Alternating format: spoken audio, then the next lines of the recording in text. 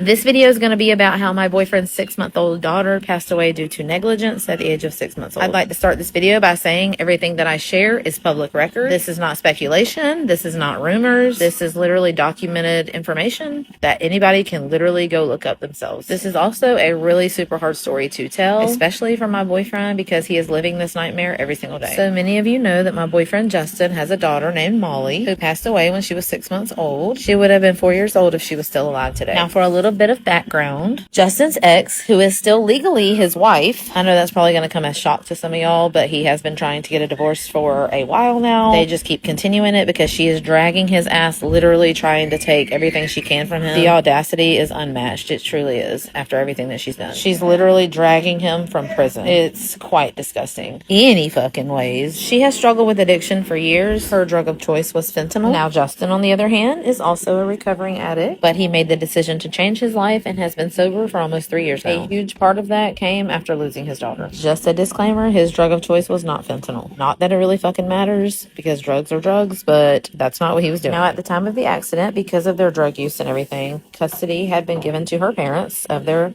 3 children. I should also mention that there were strict rules in place that she was not to be alone, and neither was he, with the children. But on the day this all happened, she was, in fact, alone with the child. Now, when I say alone, I mean in another room, alone, not being monitored. She wasn't home alone with the baby. Molly was 6.5 months old. Justin got a call that no parent ever wants to get. He got a call saying that his baby was not breathing. Now, mind you, they did not live together. She lived in the house with her parents, and he lived with his mom. They did not live together. He rushed as fast as he could over to her house, but by the time he had got there, they had already taken the baby by ambulance to the hospital. So he followed behind them all the way to the hospital. And when he got there, he learned the worst news of his life. His sweet little baby, his 6.5-month-old daughter, Molly, had been pronounced deceased. Now, what I'm about to say next is according to the police report, which again is public record. According to the police report, when officers arrived at the home, they found Molly unresponsive. CPR was already in progress. She was described as turning blue, and there were clear signs that she had been struggling to breathe. Her mother told officers that she had laid Molly down on the bed to take a nap, and when she came back, she found her face down. And instead of doing something about that, she called her mother into the room to look at the baby. She described it as a funny way that she was laying, and she wanted her mom to see it. Her mom then stated that she was laying in a way that looked like she couldn't breathe, and when she went to go move the baby, there were signs consistent with aspiration, meaning she had been struggling and unable to breathe properly. Emergency responders continued to try to save her on the way to the hospital, but it was too late. And at that point, her mother had been arrested on drug-related charges. So she wasn't arrested for anything due to the death at that time. It was just for having drugs. After the autopsy came back about 2 months later, it showed that Molly had large amounts of fentanyl in her system. The police report states that the mother used in close proximity to the infant,